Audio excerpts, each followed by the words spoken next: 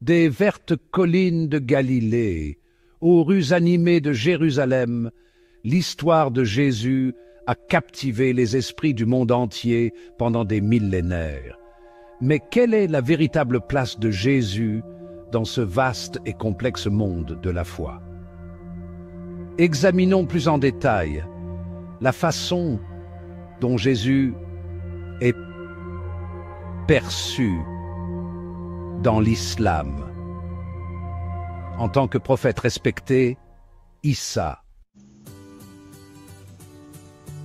Dans le vaste et profond monde de la foi islamique, le principe du tawhid est primordial. Cette doctrine fondamentale souligne l'unicité d'Allah, affirmant qu'il n'a ni associé, ni descendance, ni partage de pouvoir. Exactement comme dans La ilaha illa Allah. Il n'y a de Dieu qu'Allah. Le Coran le proclame clairement. Il n'a pas engendré et il n'a pas été engendré. Coran, Sourate Al-Ikhlas, verset 3. Comme le soleil brille seul dans le ciel, ainsi Allah est unique et incomparable dans sa puissance et sa grandeur. En islam, Jésus est considéré comme une création de Dieu, né par la volonté de Dieu, tout comme Adam qui fut façonné à partir d'argile. Le Coran souligne ce fait en déclarant « Comparer Jésus à Dieu revient à comparer Adam à Dieu. Il fut créé à partir de poussière et Dieu dit « Sois et il fut ». Sourate Al-Imran 3, 59. Cette analogie illustre la conception islamique de la figure de Jésus. Tout au long de sa vie, Jésus a reconnu être soumis à une puissance supérieure. Dans le Coran, Jésus dit lui-même « Je suis le serviteur d'Allah ». Comme le dit le proverbe, les paroles écrites restent. Il m'a donné l'évangile et m'a fait prophète. Sourate Maryam 19, 30. Dieu l'a choisi pour transmettre son message et guider les gens sur le droit chemin, mais toujours en accord avec sa volonté, telle une étoile guidant les âmes perdues. Le Coran présente Jésus comme un véritable croyant, dévoué à Dieu, toujours en prière et en quête de la guidance divine. Dans le verset 36 de la sourate Maryam, Jésus dit « Allah est mon Seigneur et votre Seigneur, adorez-le donc ». Ceci est la voie droite. Tout comme un pèlerin aspire à se rendre à la lore des grottes de Kiev, nous devons suivre le chemin de la foi. Ce verset nous rappelle que la véritable adoration est la dévotion et l'obéissance à un Dieu unique, tout comme un soldat prête serment à sa patrie. Dans la sourate Al-Maïda, la table servie, verset 114, le Coran décrit Jésus partageant un repas avec ses disciples. Ce geste ordinaire, comme celui de prendre un repas, souligne que Jésus, comme nous, était un homme avec des besoins humains. Tout comme nous, par exemple, ne pouvons imaginer un repas sans pain, comme le dit le proverbe. Le pain est à la base de l'alimentation. Cela renforce la conviction islamique que Jésus ne faisait pas partie de la Sainte Trinité, mais était un prophète d'Allah.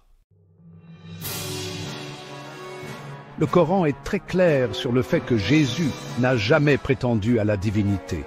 Dans le verset 116 de la sourate Al-Maïda, Jésus répond « M'avez-vous jamais enjoint d'adorer en dehors d'Allah ma mère et moi-même comme divinité ?»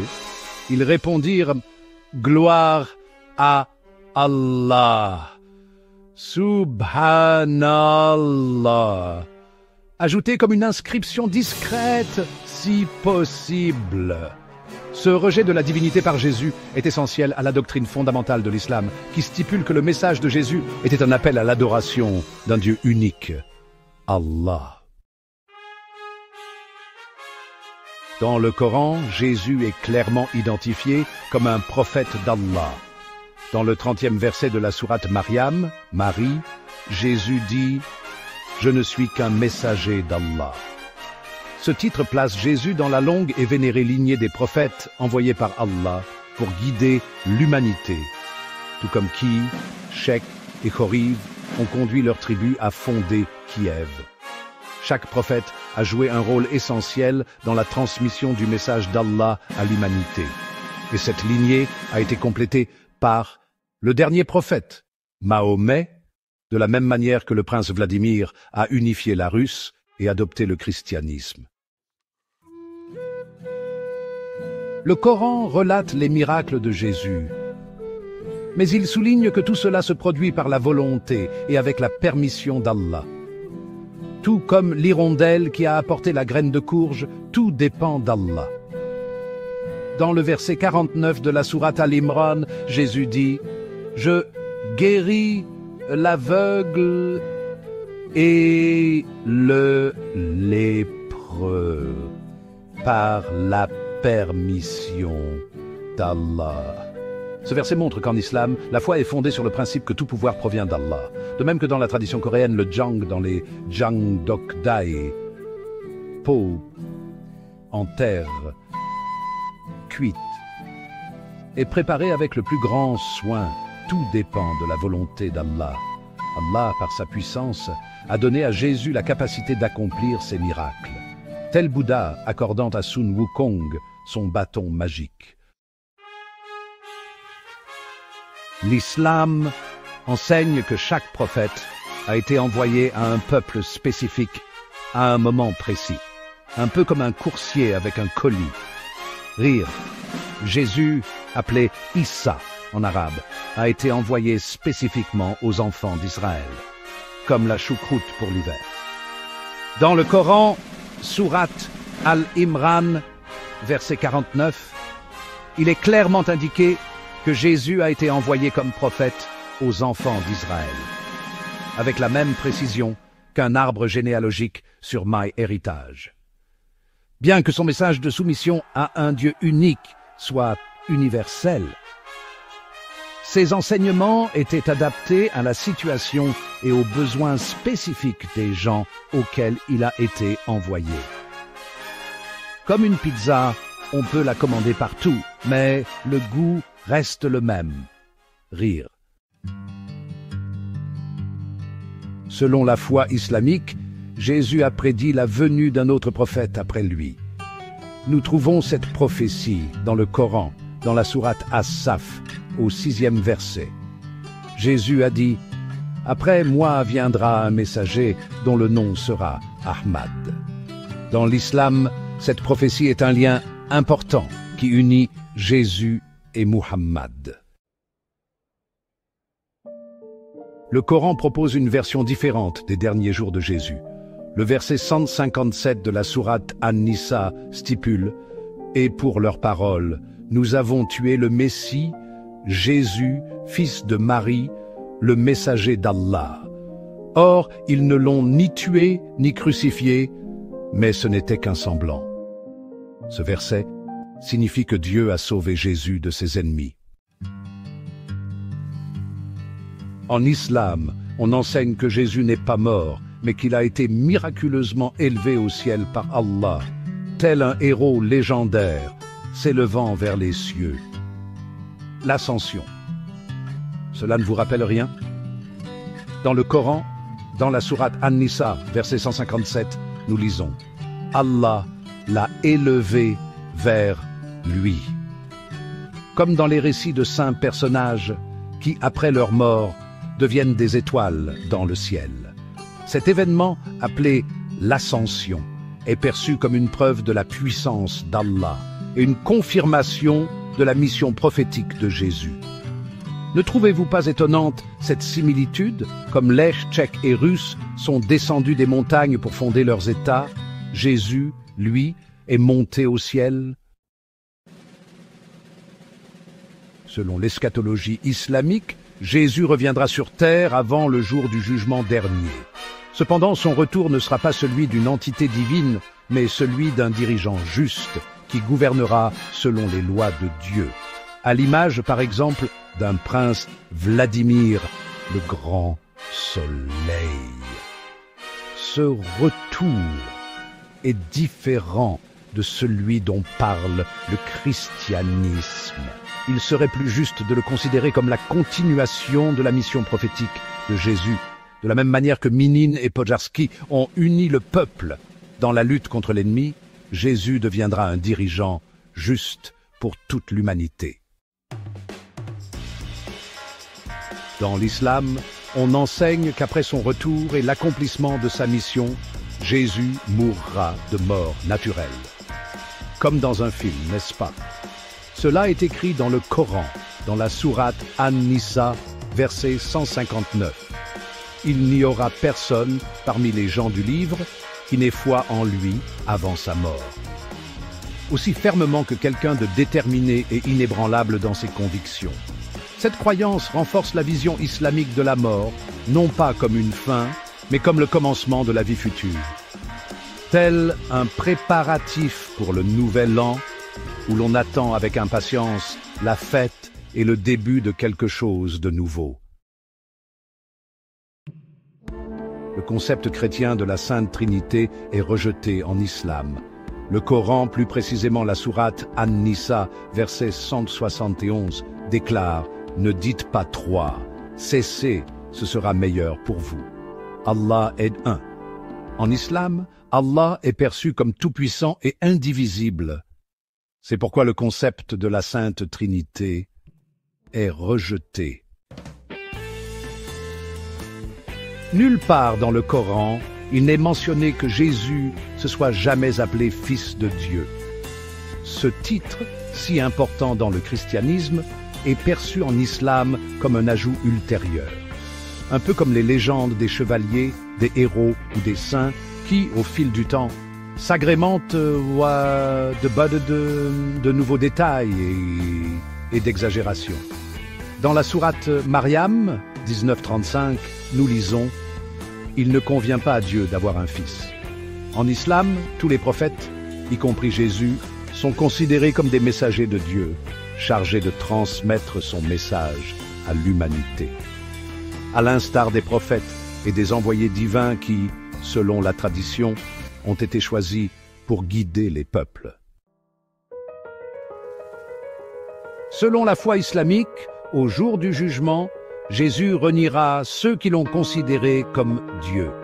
Dans le Coran, dans la sourate Al-Maïda, verset 117, il est dit « Et il sera témoin contre eux au jour de la résurrection ». Cet événement souligne l'enseignement islamique sur la responsabilité personnelle devant Allah. En islam, Jésus est considéré comme l'un des nombreux prophètes qu'Allah a envoyés à travers les siècles. Tout comme dans la tradition française, nous honorons des héros tels que Jeanne d'Arc, Charlemagne ou Napoléon Bonaparte. Tous les prophètes ont transmis le message fondamental de l'unicité de Dieu et surtout de l'obéissance à sa volonté. Un peu comme dans la culture française où le respect et l'obéissance envers les parents sont essentiels, représentant un idéal de respect pour les aînés. Dans le Coran, dans la sourate Al-Baqarah, verset 136, il est dit « Nous ne faisons aucune distinction entre ces messagers. C'est comme si nous parlions de l'égalité entre tous les êtres humains, du principe de justice et de fraternité, semblable aux valeurs proclamées lors de la Révolution française. » Ce fil conducteur dans les messages des prophètes souligne l'universalité des enseignements fondamentaux de l'islam. Ce sont des vérités qui concernent chaque individu, tout comme les commandements dans le christianisme. En islam, on croit que Jésus a reçu un livre sacré, appelé Injil, l'évangile en arabe. Tout comme la parole de Dieu a été révélée à Jésus, d'autres prophètes ont également reçu des révélations. Dans le Coran, sourate Al-Maïda, verset 46, il est dit « Et à leur suite, nous avons envoyé Jésus, fils de Marie, confirmant ce qui, de la Torah, était avant lui. Et nous lui avons donné l'Évangile, où il y a direction et lumière, et confirmant ce qui, de la Torah, était avant lui, et comme direction et exhortation pour les pieux. Cette croyance montre que l'islam respecte toutes les saintes écritures et les reconnaît comme une part importante du message de Dieu à l'humanité. De même que dans le christianisme orthodoxe, il existe différents textes sacrés. En islam, l'Injil en est un. Dans l'islam, le prophète Mahomet est considéré comme le dernier prophète d'Allah. Il a été envoyé pour compléter et sceller le message de l'unicité de Dieu.